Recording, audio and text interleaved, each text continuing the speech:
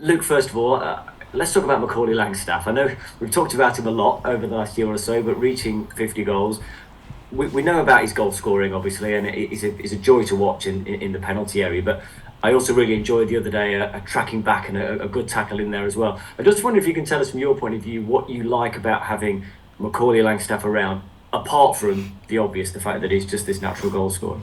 Yeah, I think it's his energy and his enthusiasm. He's so robust. He trains every day. He trains flat out every day. He's just so positive. Never see him throw the arms up in the air or, that type of mentality is really, it's like a winning mentality, and that's infectious as well. So we're just really lucky to have him. Really interesting you say that about it being infectious because when you hear him talk about his goals, he's so enthusiastic. Yeah. And does it have an impact on the rest of the team, on everybody around him? Absolutely, yeah, definitely. He lifts people, and I think that when Macaulay is on the pitch, I think the rest of the players know that we're always in the game, and there's always a chance that he can score a goal, and they also know that he's never gonna give up chasing people down. So it really is the way that he plays the game is really an expression of his personality. How much is he learning off David McGoldrick at the moment?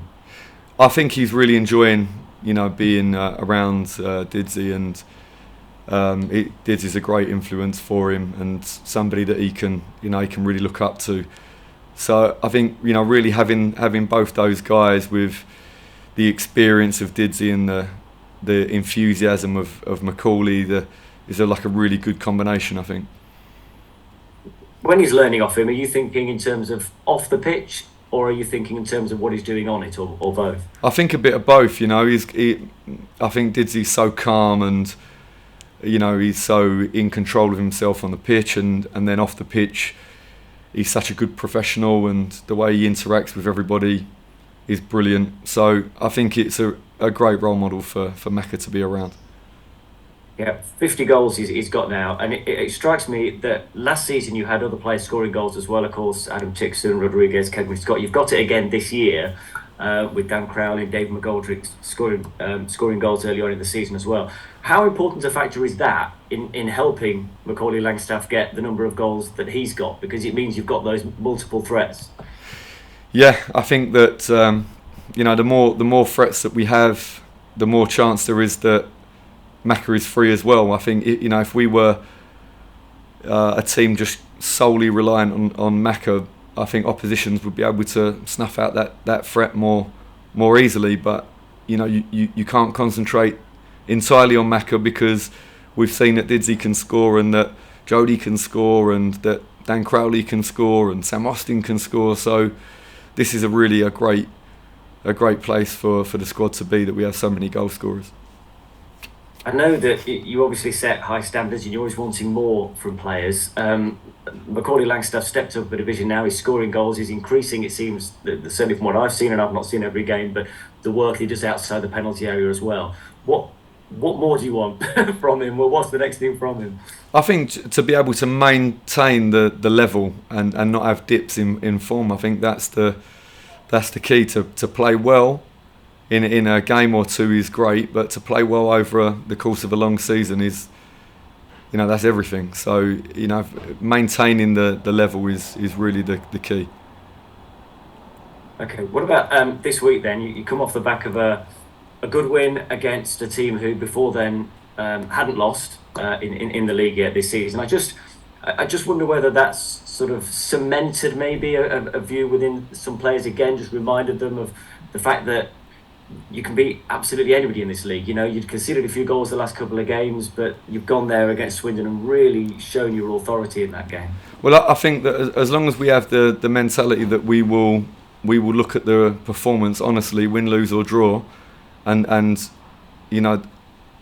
say, okay, we won, but we need to improve, or likewise, if we lost, but it's not a disaster, we played pretty well, or whatever. I think as long as we're honest with each performance and we don't get completely carried away with results, then we can try to maintain a good level throughout, rather than get too high or too low. I think that's got to be the way for us, is to keep trying to build performances, and if we have a tough game, maybe we learnt that the opposition done something that we haven't faced yet, and that now we have to be ready for that. If there's other teams going to be similar, things that we do well, we have to try to make sure that we know that we've done them well so we can repeat them. And that type of process, hopefully we can continue to be competitive.